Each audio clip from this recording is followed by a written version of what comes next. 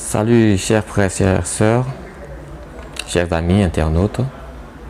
Moi c'est le frère Franck Gorebi, alias Wise, Sagesse. Aujourd'hui je vais profiter de ce petit instant pour vous parler d'un sujet important de la chrétienté. Et ce sujet principalement c'est la trahison de Judas. Judas Iscariote, disciple de Jésus-Christ. Voilà. Alors, qu'est-ce que nous avons à dire à ce sujet? Pour commencer, nous allons prendre la Bible. Nous allons aller directement sur le passage qui relate un événement marquant de cette trahison, principalement dans Matthieu. Dans le livre de Matthieu, Matthieu c'est ici. Matthieu chapitre 27 et au verset, disons, verset 3. Voilà. Je vais commencer à lire rapidement. Bon, on va commencer à partir du verset 1 pour nous retrouver.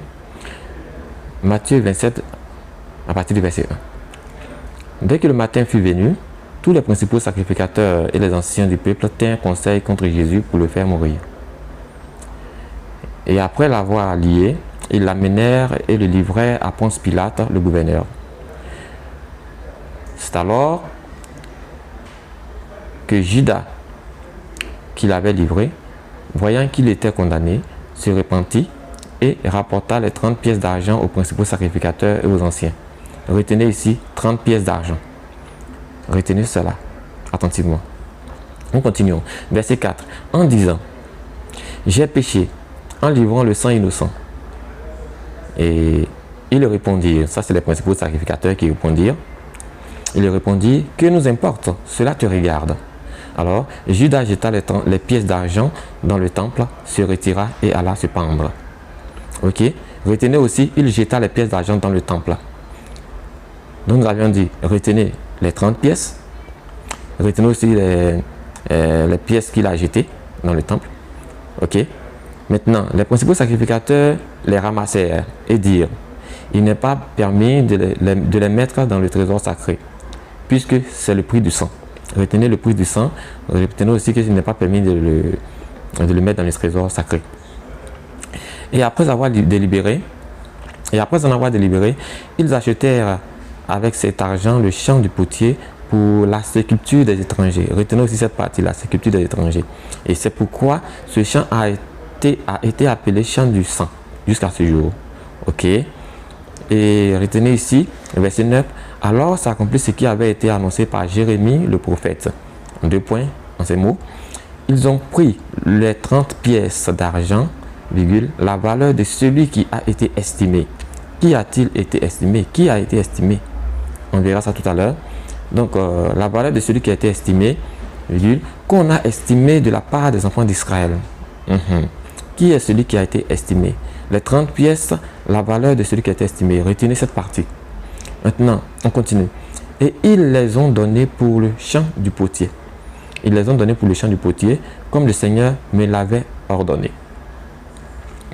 Donc, Matthieu chapitre 27, à partir du verset 1 à 10. Retenez bien cette scène. Alors, quelle est l'implication de cet événement? Alors, on dit ici que le fait qu'il ait perçu les 30 pièces, que Judas ait perçu les 30 pièces comme salaire, il a retenu les restituer et il les a jetés dans le temple. Et les sacrificateurs qui étaient en charge du temple ont pris cet argent pour aller acheter le terrain du potier. Au lieu d'offrir cet argent à une œuvre caritative, acheter peut-être, construire peut-être un orphelinat ou une auberge, ou bien de l'offrir en offrant aux veuves, ils vont acheter un terrain, et principalement le terrain du potier. Qu'est-ce qu'il y a derrière cette histoire? C'est ce que nous allons découvrir. Pour cela, nous allons retenir les 30 pièces d'argent perçues et le champ du potier. Alors, où est l'implication de cette histoire? Il y a déjà le passage qui dit que le terrain du potier a été relaté par le prophète Jérémie. Mais qu'en est-il des 30 pièces perçues? Quelle est la portée spirituelle de ces 30 pièces? Nous allons aller dans Zacharie, et Zacharie va nous en parler. Nous allons aller dans Zacharie chapitre 11. Donc nous venons dans le livre de Zacharie, c'est l'Ancien Testament, l'avant-dernier prophète de la Bible, le prophète Zacharie, ici. On clique. à partir du verset, disons, verset 3. On commence à partir du verset 3. Voilà, je dirais, pardon, Zacharie chapitre 11, verset 3. Ok. Verset 3. Est-ce que c'est... Pardon, Zacharie chapitre... oui, Zacharie 11, verset 3. Je vais... Zacharie chapitre 11. À partir du verset 3.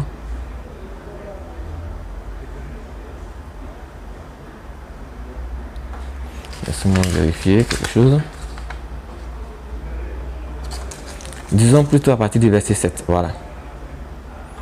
À partir du verset 7, je vais commencer à lire. Mais plutôt, je souhaiterais qu'on prenne à partir du verset 3, effectivement. Voilà, à partir du verset 4, surtout. Verset 4. Ainsi parle l'Éternel, mon Dieu. Ça, c'est Zacharie qui parle. Il dit, ainsi parle l'Éternel, mon Dieu. C'est-à-dire, c'est la parole de l'Éternel. C'est l'Éternel qui parle maintenant. Paix mes brebis. Je prends. Ainsi parle l'Éternel, mon Dieu. Paix les brebis destinées à la boucherie. Paix les brebis destinées à la boucherie. C'est un ordre. À qui donne-t-il cet ordre? Nous allons le découvrir tout à l'heure. Ceux qui les achètent les égorgent impunément, et celui qui les vend dit, béni soit l'Éternel, car je me suis enrichi, et leur pasteur ne les épargne pas. Qui sont ces acheteurs et ces pasteurs? Il veut parler des souverains sacrificateurs, des autorités de l'époque, des scribes, des pharisiens, de ceux qui étaient censés perdre les troupeaux, qui étaient les guides religieux, et qui, au lieu d'enseigner le bon enseignement, c'est-à-dire la connaissance du véritable Dieu, ils passaient leur temps à détraquer Jésus, à contredire Jésus, à enseigner n'importe quoi et à annuler la divinité du Christ. C'est eux ici les ennemis du Christ, c'est eux les faux pasteurs dont il s'agit. À qui Dieu donne, dans le verset 4, à qui Dieu donne l'ordre de paître les brebis destinées à la boucherie? Celui à qui donne l'ordre, c'est à Jésus-Christ. Donc Dieu donne l'ordre à Jésus-Christ. Et nous allons voir à la suite ce qui va se passer. Qui sont les brebis destinées à la boucherie? C'est l'ensemble des chrétiens qui ont cru en Jésus à l'époque de Jésus, à commencer par les apôtres. Les premiers d'entre eux, c'était Jean-Baptiste. Alors, ces brebis-là, ces apôtres, tous ces croyants qui ont suivi Jésus, qui ont cru en Christ et qui lui ont donné leur vie, vous allez voir qu'après l'enlèvement de Christ, ils ont connu une persécution atroce. Et aucun d'eux n'a été épargné, ils sont tous morts à la fin. D'autres ont été brûlés vifs, certains ont été livrés aux lions qui les ont dévorés, certains ont été décapités, d'autres ont été pendus, certains ont été lynchés à mort, et vous connaissez la suite. D'autres ont été réduits à l'exil. Voilà, ils ont connu toutes formes de souffrance. C'est eux qui étaient destinés à la boucherie, mais Dieu n'a rien fait pour les épargner parce que c'était déjà prévu ici. Mais ce qui va nous intéresser, c'est la suite. Maintenant qu'il dit au verset 6, car je n'ai plus pitié pour les habitants du pays, dit l'Éternel. Et voici, je livre les hommes aux mains les uns des autres et aux mains de leurs rois. Ok, ils ravageront le pays et je ne les délivrerai pas de leurs mains. Et je ne délivrerai pas de leurs mains. Oui, effectivement, parce que même si Jésus-Christ, qui est le bois vert, n'a pas échappé à la mort, ce n'est pas les autres qui vont être épargnés. Vous allez voir qu'après l'enlèvement de Jésus-Christ, les mois qui vont suivre, les années qui vont suivre, il y aura le sacre de Jérusalem, l'attaque de Jérusalem jusqu'à l'exil de tout le peuple. Voilà. Donc nous continuons toujours. Excusez-nous pour le vacarme qu'il y a dehors. Maintenant, alors je m'ai mis à paître les brebis. Celui à qui on a ordonné de paître les brebis dans le verset 4, c'est lui maintenant qui commence à paître les brebis. Mais qu'est-ce qui se passe?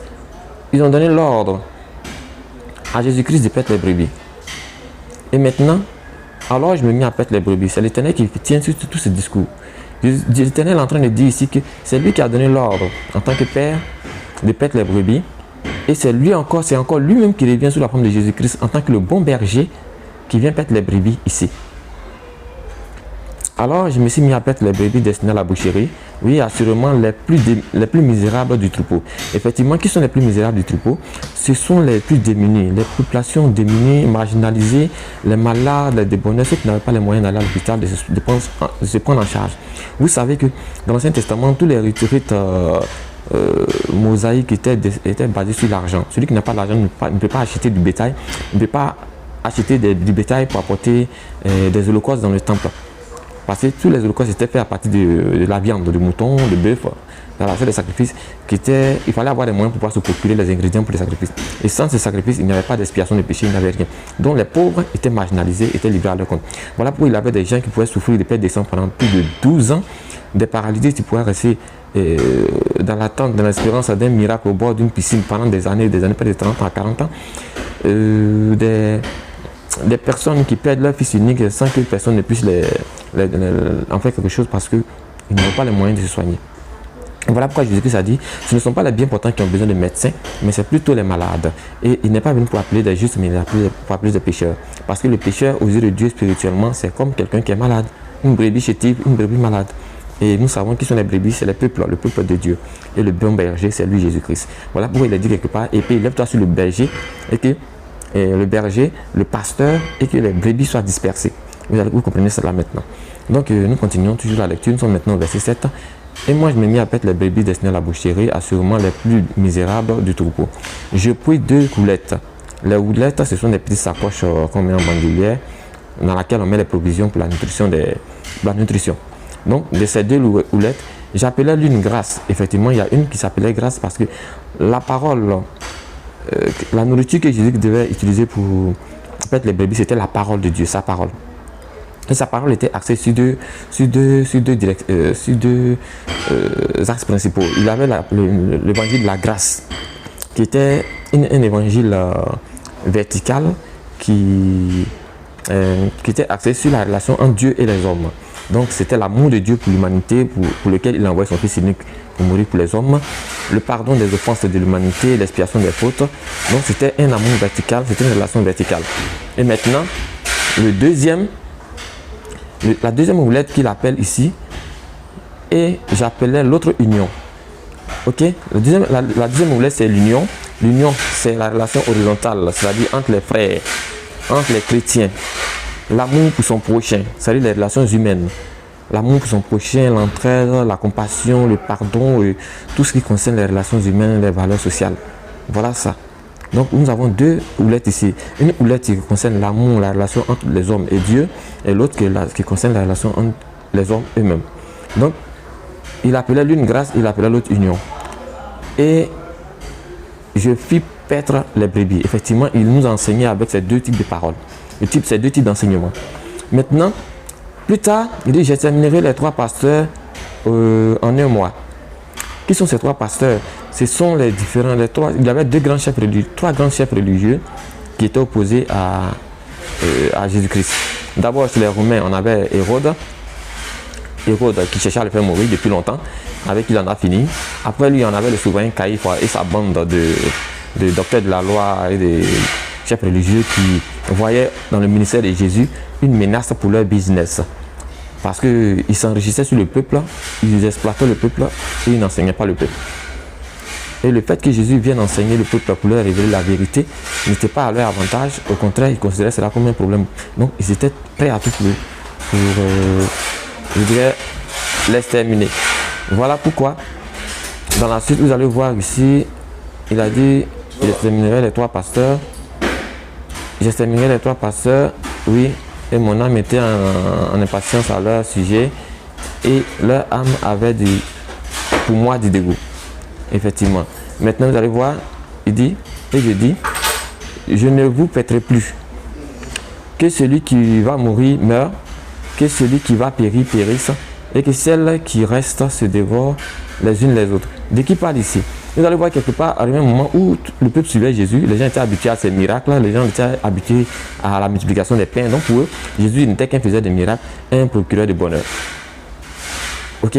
Donc, arrivé un moment, Jésus va se retourner, va dire au peuple que ne croyez pas que je suis venu pour vous doroloter, pour vous offrir seulement le bien, l'air, le miel. Au contraire, je ne suis pas venu pour mettre la paix sur la terre, mais je suis venu pour mettre l'épée, et que ainsi, que chacun se prépare, que ceux qui veulent me suivre portent désormais leur croix et me suivent. Et il était en train de les préparer à ce qu'on appelle la persécution, la tribulation qui allait suivre. Il était en train de leur dire que désormais, ça ne sera plus comme avant, que c'est chacun pour soi, parce que le pasteur sera frappé par l'épée et les brebis seront dispersées. Et cette parole a choqué beaucoup de personnes dans le peuple, et tout le monde l'a abandonné, et il ne restait que les apôtres.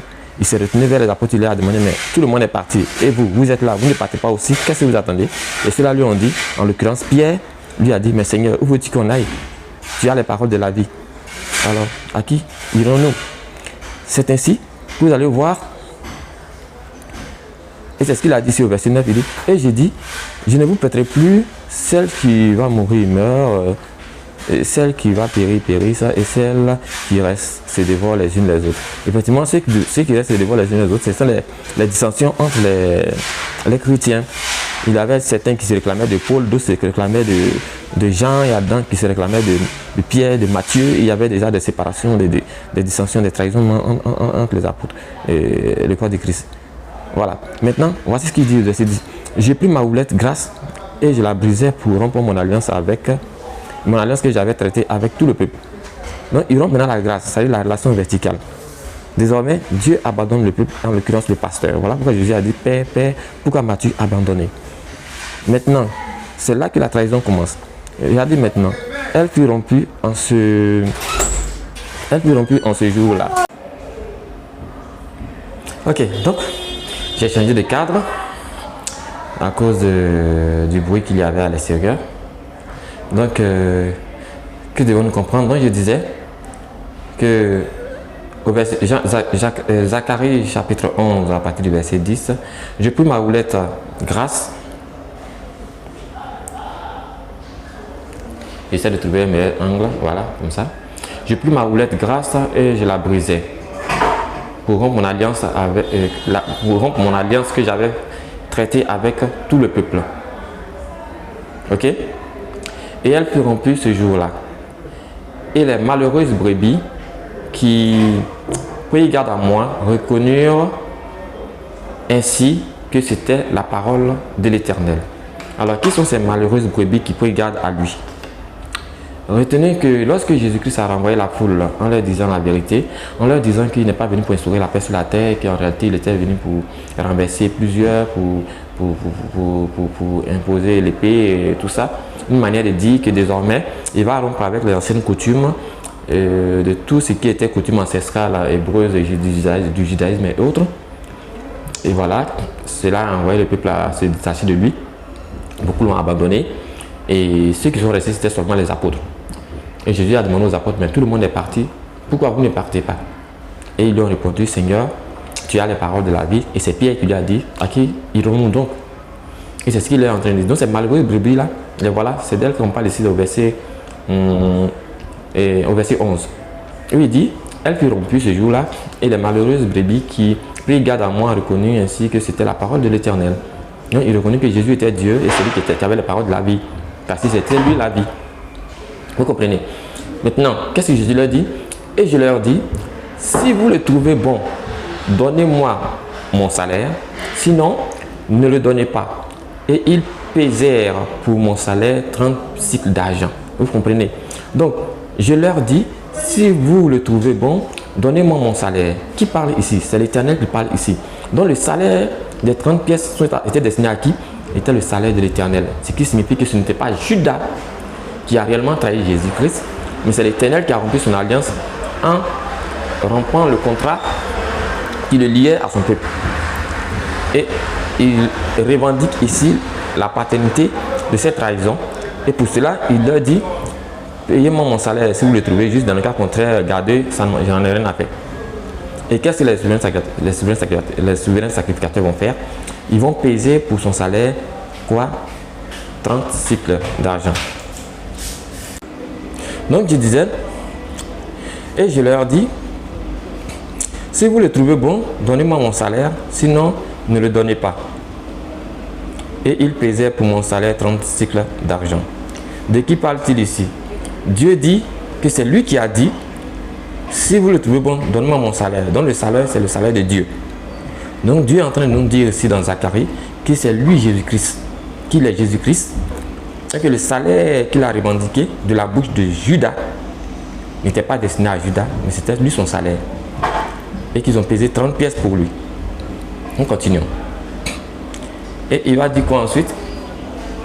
Et l'Éternel me dit, jette-le au potier. Vous comprenez maintenant? Donc nous voyons qu'ici, l'Éternel me dit, jette-le au potier, ce prix magnifique auquel ils m'ont estimé. Et je le pris, et je pris les 30 cycles d'argent et je les jetai dans la maison de l'Éternel pour le potier. Vous vous souvenez de la partie où vous vous souvenez de la partie où Judas a jeté les 30 pièces d'argent. Vous vous souvenez? Dans Matthieu 27. On avait vu que Judas a pris les 30 pièces, il les a jetées dans le temple devant les souverains sacrificateurs et il allait se prendre. L'Éternel dit ici que c'est lui qui a ordonné cela. C'est lui qui a dit payer mon salaire de 30 pièces, dont les 30 pièces que Judas a reçues, c'était l'Éternel lui-même qui avait exigé cela et que c'était en accomplissement de ces prophéties-ci. Et quand Judas est retourné restituer l'argent, ils ont refusé de prendre l'argent. Pourquoi? Parce qu'il fallait que cet argent soit jeté à terre dans le temple, en accomplissement de cette prophétie-ci. Voilà. Donc, nous voyons ici que les 30 pièces d'argent et le geste que Judas a posé dans Matthieu 27 à partir du verset 1 jusqu'à 10 n'était pas une action fortuite. Au contraire, elle était une action qui avait été prédite depuis l'Ancien Testament par le prophète Zacharie pour signifier que Jésus-Christ est Dieu. Et le salaire qui avait été donné, le salaire de la personne qui avait été estimée dans Matthieu chapitre 27 au verset 10, au verset, je dirais, du verset 1 à 10, ce salaire-là, en réalité, la personne qui avait été estimée, c'est Dieu lui-même. Donc Dieu, c'est Jésus-Christ. Jésus-Christ, c'est Dieu. Vous comprenez maintenant? Voilà. Donc, c'est ici que s'accomplit cet événement. Et pour ceux qui ont du discernement, comprennent que, en réalité, ce n'est pas Judas qui a trahi Jésus. En réalité, c'est Dieu lui-même qui avait orchestré cette trahison afin de rompre son alliance avec son peuple et livrer son pasteur à la boucherie ainsi que tous ses brebis à la boucherie, tel qu'il est écrit ici dans Zacharie 11 à partir du verset 4 jusqu'à 13. Vous voyez. Maintenant, et pourquoi Judas pourquoi est-ce que Judas s'est pendu après l'acte qu'il a commis? Nous allons voir ici au verset 13, au verset 14 surtout. Qu'est-ce qu'il fait? La Bible dit ici,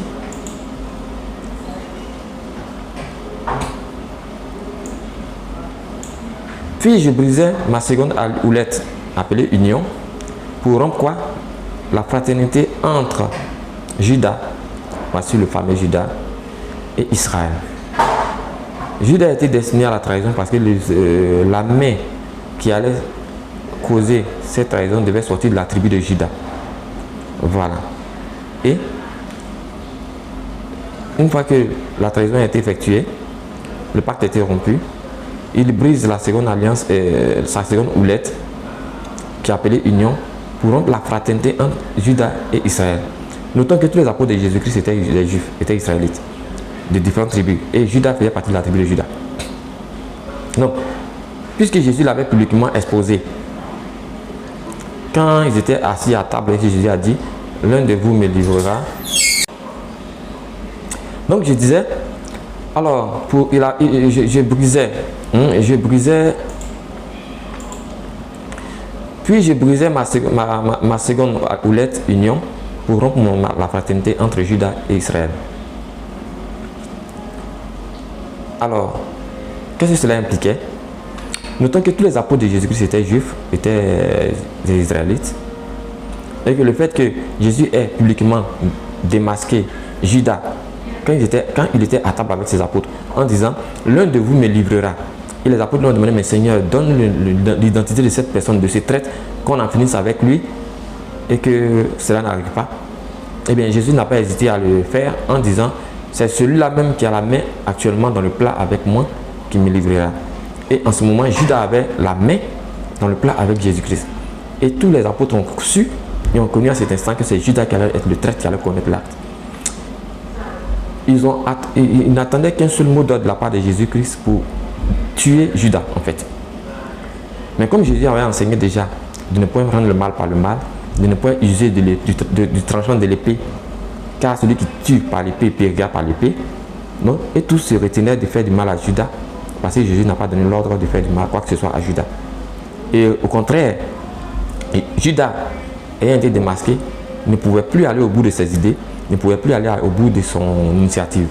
Non, il ne pouvait plus avoir le courage de trahir Jésus. Mais cette fois, qu'est-ce que Jésus va faire? Jésus va le regarder droit dans les yeux et va lui dire, Judas, ce que tu avais entrepris de faire, fais-le promptement, fais-le bien. Oui, Jésus lui a ordonné de faire bien ce qu'il devait faire. Et ainsi, la Bible dit, c'est alors que le Satan entra en Judas et Allah maintenant va le souverain sacrificateur pour prendre les 30 pièces qui avaient été prévues pour commettre l'acte. Donc Judas ne pouvait pas faire ça de lui-même. Mais c'est Jésus qui lui a ordonné de le faire. Voilà pourquoi il a été animé de ce mauvais esprit qui l'a conduit à faire ce qu'il a fait. Et lorsqu'il a fini d'être utilisé par Satan pour commettre son acte, parce que rien ne peut arriver sans la volonté de Dieu. Et Dieu avait déjà prévu que quelqu'un le trahisse. Or, la trahison n'est pas une vertu, la trahison est un péché. Et Dieu ne pêche pas, c'est le diable qui pêche. Voilà pourquoi Satan s'est emparé de lui pour commettre cet acte de trahison, parce que la trahison est un péché. Si vous ne le savez pas, la trahison est un péché. Voilà pourquoi la trahison d'État est une peine, est une faute, est un crime puni de mort dans tous les États du monde, dans tous les pays du monde entier. Vous comprenez? Donc, ayant été ainsi pris au piège, quand Judas s'est rendu compte de son acte, qu'est-ce qui va-t-il se passer? Quand Satan l'a quitté, il a regretté amèrement ce qu'il a fait. C'est alors qu'il est retourné voir le souverain sacrificateur pour lui restituer les 30 pièces et chercher à aller se prendre parce qu'il ne pouvait ni aller, il ne pouvait plus retourner chez les apôtres parce qu'il était déjà considéré comme un traître là-bas, un paria, un homme à abattre. Il ne pouvait plus retourner dans le peuple parce que le peuple aimait Jésus-Christ. Tout le peuple aimait Jésus-Christ. C'est seulement les souverains sacrificateurs, les scribes et les pharisiens qui détestaient Jésus parce que Jésus gâtait leur business. Jésus détruisait leurs affaires machiavéliques, leurs affaires macabres. Donc c'est eux qui incitaient le peuple à haïr Jésus. Sinon le peuple aimait Jésus. Donc le peuple ne pouvait pas accepter Judas qui a trahi Jésus parmi elles. Donc le peuple allait le lyncher à mort. De toutes les façons, Judas allait mourir. Il ne pouvait pas non plus aller chez les Romains parce que les Romains s'en sont lavés les mains et les Romains n'allaient jamais accepter un traître dans leur rang. Comprenez ce que je suis en train de vous dire? Il ne pouvait pas non plus retourner chez les souverains sacrificateurs parce que ceux-là connaissaient la portée spirituelle et maléfique de l'acte qu'il a posé et n'allaient jamais accepter ni ses biens, ni sa personne, ni son argent au sein de leur patrimoine. Donc Judas était perdu, il ne savait ni aller quoi faire. La seule chose qui lui restait, c'est d'accomplir la parole de Jésus qui dit que celui qui allait le trahir vaudrait mieux pour lui qu'il ne soit pas né. Donc Judas devait se prendre et se tuer. Tout cela avait été prévu par les Écritures. Vous voyez. Donc, qu'est-ce que je suis en train de vous montrer ici? Moi, cette chaîne contribue à promouvoir la divinité de Christ, à révéler réellement la divinité de Christ à travers la Bible, à travers les Écritures, l'Ancien Testament et le Nouveau Testament. Nous avons vu que les 30 pièces, l'histoire des 30 pièces que nous avons vu dans Matthieu chapitre 27 à partir du verset 1 jusqu'à 10 n'était pas anodine.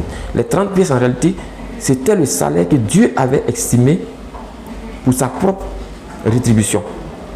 Donc c'est Dieu lui-même qui a trahi Jésus. Voilà pourquoi Jésus a dit, Père, pourquoi m'as-tu abandonné?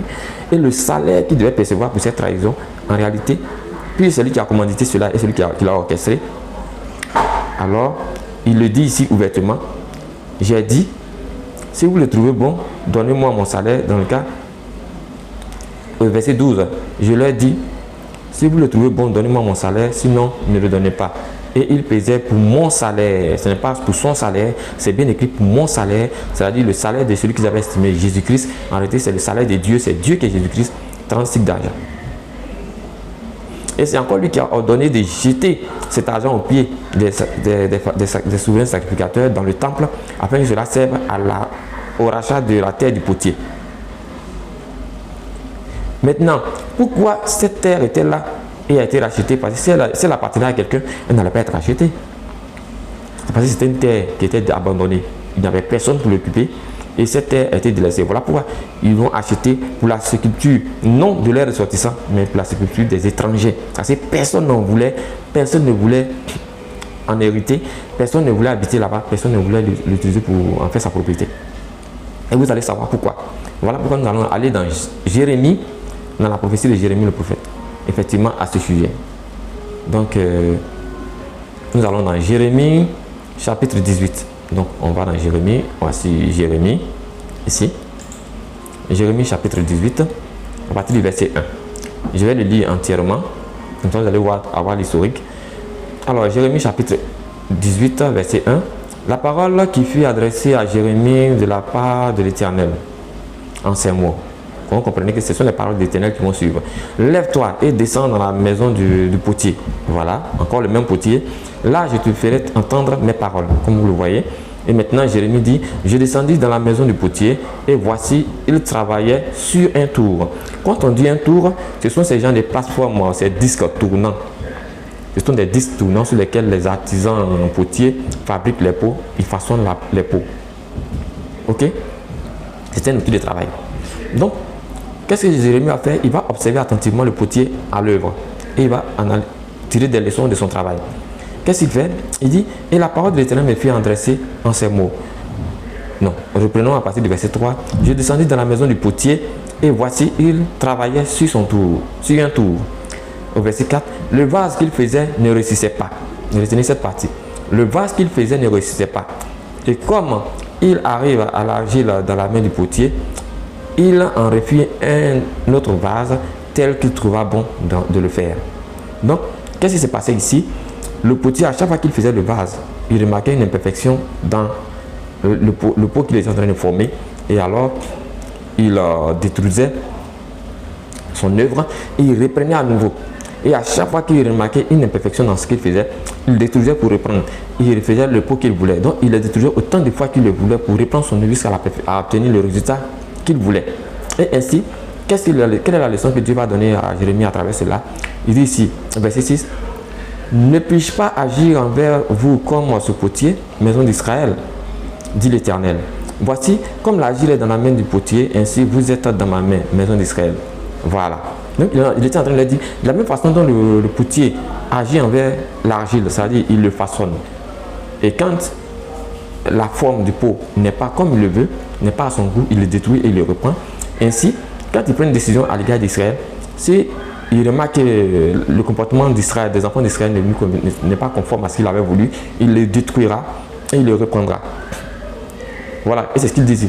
Soudain, je parle sur une nation, sur un royaume, d'arracher, d'abattre et de détruire. Verset 8. Mais si cette nation sur laquelle j'ai parlé revient de sa méchanceté, je me repens du mal que j'avais pensé lui faire. Donc Dieu se repent. Se repentir, ce n'est pas une faiblesse, mais c'est un acte de miséricorde, un acte de retour sur soi. C'est ce qu'on appelle la miséricorde. Donc un Dieu ou une divinité ou une religion qui ne connaissent pas ce qu'on appelle la repentance divine ne connaît pas non plus la miséricorde. Allez savoir de quoi je parle.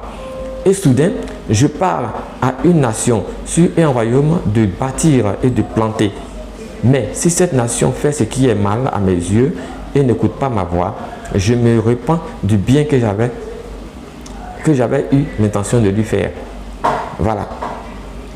Donc, vous voyez, la première leçon que Dieu donne à Jérémie dans cette prophétie, il envoie Jérémie prendre contact avec le potier, aller voir d'abord le travail qu'il fait. Il lui dit que c'est que de la manière dont le potier agit à l'égard de l'argile, en le construisant et en le modelant, en le façonnant et en le détruisant pour le rebâtir, pour le reconstruire, ainsi il va agir de même envers son peuple.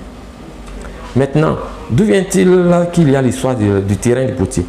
Nous allons aller dans le verset suivant, au chapitre suivant, Jérémie 19, à partir du verset 19. À partir du verset 15, disons. Donc, bon, qu'est-ce que je vais faire? Je vais commencer à partir du verset 1, comme ça vous allez comprendre. Jérémie chapitre 19, verset 1. Ainsi parle l'Éternel. Va, achète d'un potier un vase de terre et prends avec toi des anciens du peuple et des anciens des sacrificateurs. Ce qui veut dire que Jérémie n'est pas allé seul, il devait accomplir un acte en présence des témoins. Car la vérité est établie sur la base de 2 témoins au moins. Donc, Jérémie va avec les sacrificateurs et les anciens. Maintenant, rends-toi dans la vallée de Ben Himoun, qui est à l'entrée de la porte de la poterie. Et là, tu publieras les paroles que je te dirai. Vous comprenez? Donc Jérémie va, il achète le pot avec le potier qu'il avait vu auparavant.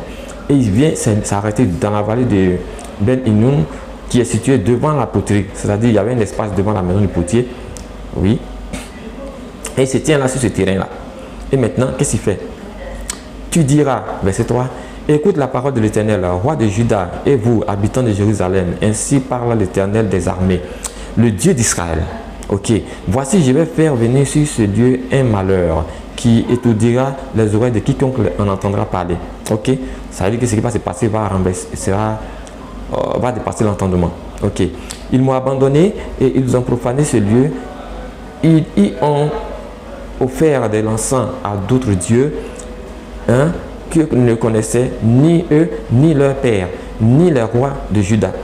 Et ils ont rempli ce lieu de sang innocent. Je vous avais parlé dans Matthieu 27, dans le départ, de retenir le mot sang innocent. Quand Judas a dit, j'ai livré un sang innocent. Retenez bien cela. Voici le même sang innocent qui est dit ici. Voilà. Ensuite, ils ont bâti des hauts lieux à Baal pour brûler leurs enfants au feu en holocauste à Baal. Ce que je n'avais ni ordonné ni prescrit, ce qui ne m'était point venu à la pensée. On comprend alors que les sacrifices humains sont interdits. L'Éternel a horreur des sacrifices humains. Donc ne pensez pas que quand Dieu a dit à Abraham de lui offrir Isaac en sacrifice, c'était vraiment parce qu'il voulait un sacrifice. Non, non, non, non. Loin de là. Au contraire, il voulait d'abord montrer à Abraham qu'il était différent de tous ces dieux qui ont connu ses pères. Le Kirash, le père d'Abraham, était un idolâtre. Il adorait les dieux de la Mésopotamie, c'est-à-dire les dieux de Babylone, les dieux de Baal, tous ces dieux étrangers. Voilà pourquoi il a dit à Abraham, quitte la terre de ton père et viens dans un autre territoire que je vais te montrer. Donc, d'abord, il dit à Dieu, à Abraham de lui offrir son fils unique. Pour lui imposer d'abord la soumission. Abraham se soumet en envoyant Isaac. Mais vous allez lire dans le passage de Genèse là-bas, concernant ce passage, que Isaac va demander à Dieu, à son papa, Abraham, mais où est l'agneau du sacrifice? Parce qu'il fallait un agneau, non un bélier, mais un agneau. Un agneau, c'est le bébé d'un mouton. Et Abraham va répondre à Isaac en disant, l'Éternel pourvoira lui-même à son agneau. Et quand ils vont faire le sacrifice, ne voyant pas l'agneau, Abraham va se résigner à la fin et va lever le couteau. Et quand il sera sur le point d'immoler son fils, Dieu va lui dire, arrête, ne touche pas à l'enfant, mais regarde plutôt sur le côté, voici un bélier qui a les cornes emmêlées dans les herbes. Non, ce n'est pas un agneau, c'était un bélier qui avait été donné à Abraham pour le sacrifice. Or, ce qu'on attendait, c'était un agneau. Voilà pourquoi l'agneau n'a jamais été livré jusqu'à ce que le jour où Jean-Baptiste présente cet agneau qu'Abraham avait espéré, en disant, voici l'agneau de Dieu qui ôte le péché du monde, c'était Jésus-Christ qui était l'agneau qui devait venir, et non un bélier. Cet agneau qui avait été promis à Isaac pour le sacrifice à sa place, pour le rachat de son âme à sa place, ce n'était pas le bélier qui avait les cornes emmêlées dans les herbes. On voulait un agneau mâle sans défaut. Et c'est Jean-Baptiste qui a révélé cet agneau que Dieu avait promis à Abraham. Quand il a dit, voici l'agneau de Dieu qui ôte le péché du monde. Cet agneau que Abraham a dit à Isaac, Dieu pourvoira lui-même à son agneau. Donc, le sacrifice que Dieu attendait d'Abraham, ce n'était pas un sacrifice humain. Il a horreur des sacrifices humains. Et c'est ce qu'il a dit ici. Il n'a jamais à l'idée même de demander à quelqu'un de faire un sacrifice humain pour lui. Vous comprenez ce que ça veut dire? Donc, et ces soi-disant pharisiens, scribes et docteurs de la loi, ce sont ces gens de pratiques qu'ils faisaient dans le secret, faisant croire au peuple d'Israël qu'ils adoraient le vrai Dieu, qu'ils étaient en train d'adorer le Dieu d'Abraham, d'Isaac et de Jacob. Or, c'était des illuminatis, c'était des satanistes qui faisaient n'importe quoi dans le secret. Et c'est la même chose que Dieu a révélé à Daniel, quand il a pris Daniel. C'est la même chose qu'il a révélé à Ézéchiel, quand il a pris Ézéchiel pour l'amener derrière le temple, dans la petite chambre, où ils ont vu ces sorciers-là en train de faire de la ville une marmite, une chaudière, et l'âme des habitants de la viande dans la chaudière. Vous comprenez maintenant? Maintenant, nous continuons de lire. Donc, il dit, ils ont bâti des hauts lieux à Baal pour brûler leurs enfants au feu, en holocauste à Baal. Ce que je n'avais ni ordonné, ni prescrit, ce qui ne m'était point venu à la pensée.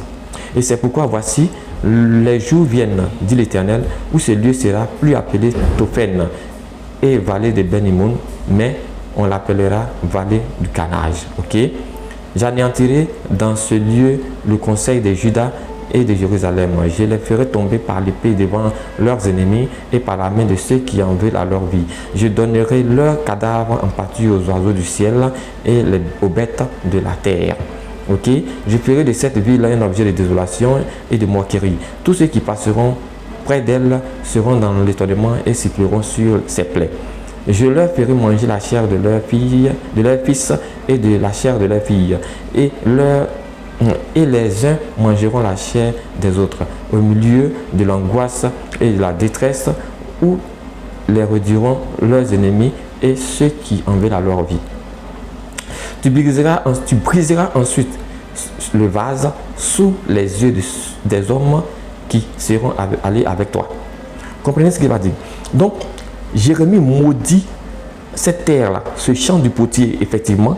Jérémie le maudit par une prophétie et des implications, et il le voue à l'interdit. Et pour sceller le sort, il va briser le vase qu'il a acheté avec le potier sur ce terrain-là, en présence de tous les anciens qui étaient allés avec lui. Et tu leur diras, ainsi parle l'Éternel des armées, au verset 11, c'est ainsi que je briserai ce peuple et cette ville, comme on brise un vase de potier sans qu'il puisse être rétabli. Et l'on enterrera les morts de Tophen par défaut de place pour enterrer.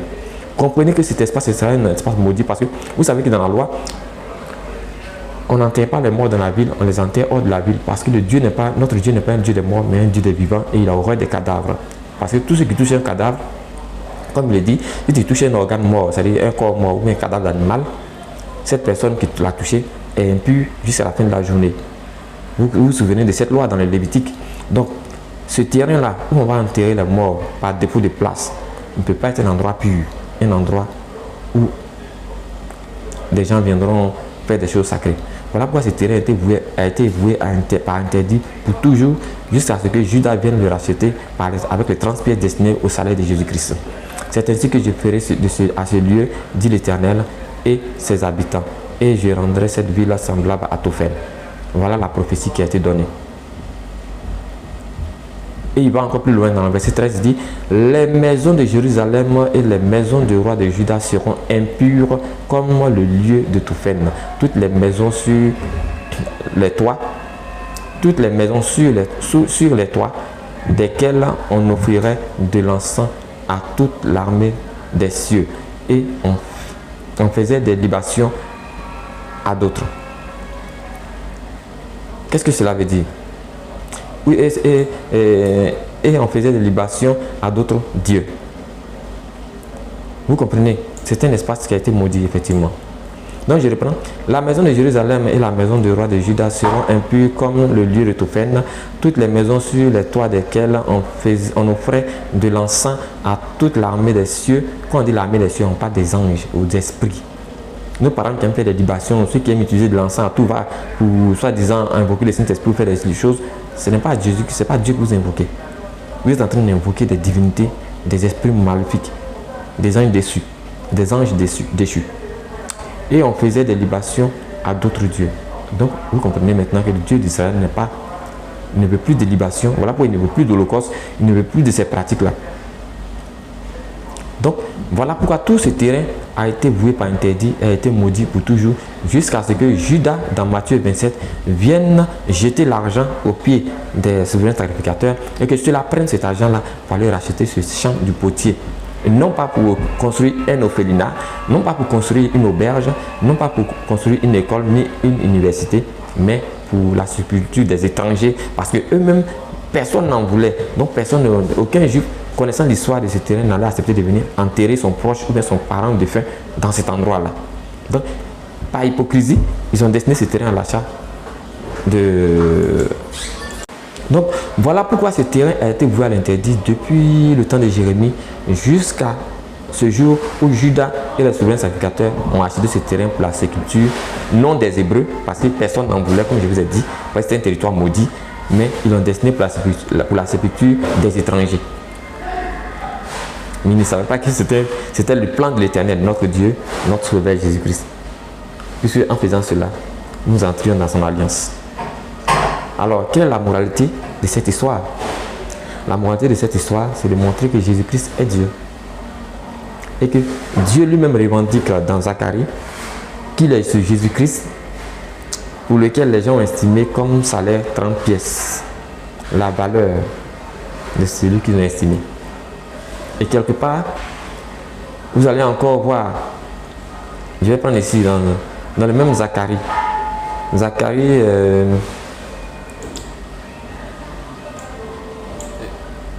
chapitre 12, verset 10. Vous allez voir encore quelque chose qui va vous marquer. Il dit, au verset 10, « Alors je répandrai sur la maison de David et sur les habitants de Jérusalem un esprit de grâce et de supplication. » Comme j'avais dit, les deux houlettes, une qui était grâce et une qui était union. Il a dit un esprit de grâce parce que la houlette qui contenait dans Zacharie, disait Zacharie 11, avec lesquels il était venu pour paître les brebis destinées à la boucherie. Et je vous ai dit que ces houlettes, c'était la nourriture spirituelle, c'est-à-dire l'évangile, sa parole. Donc, je répandrai un esprit de grâce et de supplication sur la maison de David et les habitants de Jérusalem. Et ils feront quoi? Regardez bien cette partie, et je vais l'encadrer, mais le souligner même d'ailleurs.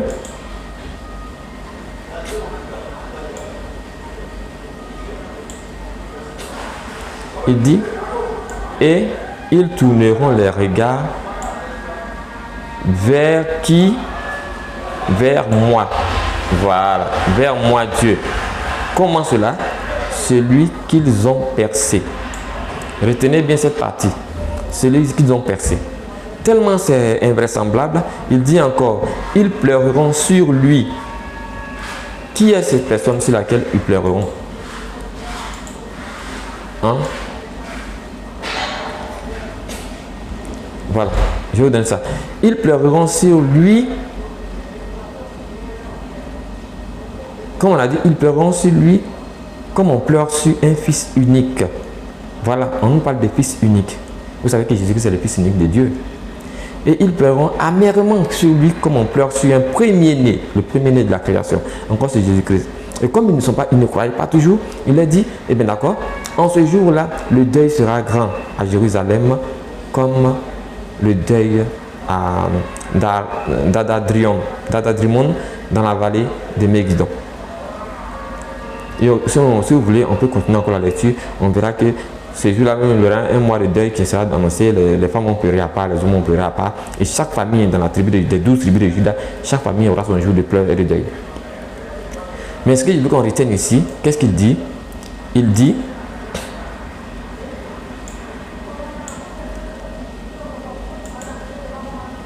ce que je veux qu'on retienne ici plutôt, je vais prendre ça ici.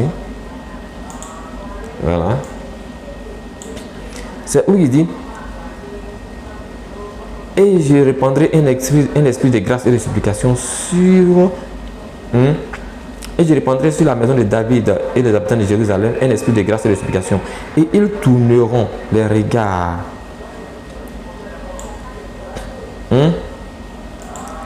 Ils tourneront les regards vers moi, virgule, celui qu'ils ont percé. Donc Dieu dit qu'il a été percé. Comment cela peut être possible? Comment on peut percer Dieu? Ben, c'est lui qui a dit qu'ils l'ont percé. Qui sommes-nous pour mettre en doute ce qu'il a dit? Qui es-tu pour mettre en doute ce qu'il a dit? Et comme il a dit, quand il dit quelque chose, sa parole ne revient pas à lui sans avoir compris son effet. Autrement, il ne serait pas le Dieu des prophètes, parce qu'un prophète qui annonce quelque chose, si la chose n'arrive pas, c'est un faux prophète. Comment lui qui est le Dieu de ses prophètes pourrait à son tour annoncer quelque chose qui ne va pas arriver? Nous allons découvrir où est-ce que cette prophétie s'est accomplie. Pour cela, je vais nous inviter à aller dans... On va retenir tout ça. Nous allons aller dans Jean 19, l'évangile de Jean 19 à partir du verset 34. Et ce sera le dernier verset que je vais vous faire lire. Donc Jean chapitre 19 à partir du verset 34, qu'est-ce qui se passe? Bon, vous aurez l'occasion de lire la suite, les versets ascendants, précédents, disons. Nous, on commence à partir du verset 34. À partir du verset 34, qu'est-ce que ça dit? On dit ici,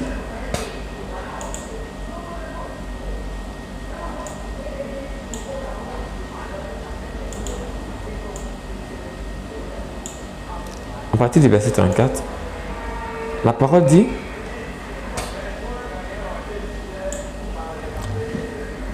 mais l'un des soldats lui perça le côté. On parle de Jésus-Christ, il était déjà à la croix. Et bon, d'accord, on va aller un peu vers le haut, vous allez voir.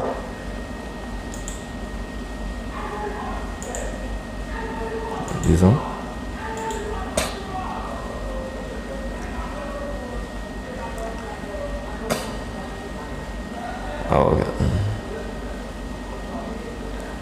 On dit quand Jésus eut pris le vinaigre, il dit, au verset 30, tout est accompli. Il baissa la tête et rendit l'esprit. Donc Jésus était mort. Mais dans la crainte que les corps ne restassent sur la croix pendant le sabbat, car c'était la préparation et ce jour de sabbat était un grand jour, les Juifs demandèrent à Pilate qu'on rompît les jambes au crucifié et qu'on les enlevasse. Vous comprenez? Donc les Juifs demandent à Pilate de casser les pieds des 3 personnes qui avaient été crucifiées, c'est-à-dire les 2 brigands et Jésus-Christ lui-même. Comme ça, ils pourront les enlever sans que personne ne vienne les enlever de la croix. Et qu'est-ce qu'il fait? On dit, les soldats vinrent donc et il rompit les jambes au premier, puis à l'autre qui était crucifié avec lui.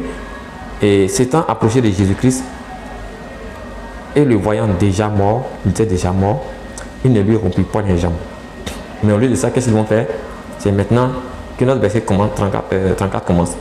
Qu'est-ce que ça dit? Je vais maintenant inclure notre quadrillage. Mais, voilà. Jean 19, verset 34. Mais un des soldats lui perça le côté avec une lance. Retenez bien cette partie. On avait vu dans Jean 12, verset 10, que Dieu a dit, il va tourner les regards de son peuple vers lui, Dieu, celui qu'ils ont percé. Et on va pleurer sur sa dépouille comme on pleure sur un fils unique, comme on pleure sur un premier-né. Et ça s'accomplit ici dans Jean 19, 34. Lorsque l'un des soldats lui perça le côté avec une lance, lui perça le côté avec une lance, et aussitôt il sortit du sang et de l'eau. Et qu'est-ce qu'on dit? Celui qui l'a vu en a rendu témoignage. Et son témoignage est vrai. Et il sait qu'il dit vrai afin que vous croyez aussi. Mais comment il sait qu'il dit vrai? Parce que ce n'est pas lui seulement qui rend ce témoignage, parce que les Écritures aussi rendent témoignage de ces faits. On a vu Zacharie 12, verset 10, qui disait que cette scène allait s'accomplir exactement. Donc, quand il a vu cela, il s'est souvenu des Écritures et il a vu que son témoignage est vrai parce que c'est vrai. Et quand il a dit ça aux apôtres, tout le monde était d'accord là-dessus. Et ces choses sont arrivées afin que l'Écriture puisse accomplir. Aucun de ces os ne sera brisé. Et ailleurs, oui, et ailleurs, celui qui a écrit ça n'a pas voulu mentionner le nom de Zacharie parce que ils ont peut-être ils ne savaient pas où ça se trouvait, mais ils savaient par l'esprit que c'était écrit quelque part. Parce que c'est dans notre Bible qu'on a des repères, on a les versets, on a les chapitres, on a les trucs. Dans le livre hébraïque original, il n'y a pas de versets, il n'y a pas de chapitre. C'est une thèse unique, entière, qui commence sur un rouleau de parchemin. Quand il n'y a pas de verset 1, il n'y a pas de verset 2, donc il est difficile de se repérer. Mais les gens apprennent tout cela par cœur. Donc, on dit, et ailleurs, l'Écriture dit, ils verront celui qu'ils ont percé. Ils verront celui qu'ils ont percé. Vous voyez enfin que Dieu dit que Jésus-Christ que les gens ont percé à la croix, c'est lui-même Dieu. Et qu'est-ce que c'est merveilleux. Donc, j'étais en train de vous dire ici que Dieu, c'est Jésus. Jésus-Christ, c'est Dieu. Voilà pourquoi, lorsque dans Jean 14, verset 7, Jean 14, verset 7, quand les apôtres ont demandé à Jésus, mais fais-nous connaître le Père, et qu'est-ce qu'il leur a dit? Thomas lui dit, Jean 14, verset 5, Thomas lui dit, Seigneur, nous ne savons où tu vas. Quand tu prends ici.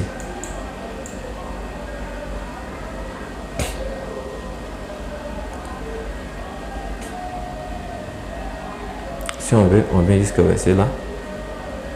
Voilà. Jean 14, verset 5. Thomas lui dit, Seigneur, nous ne savons où tu vas. Comment pouvons-nous en savoir le chemin?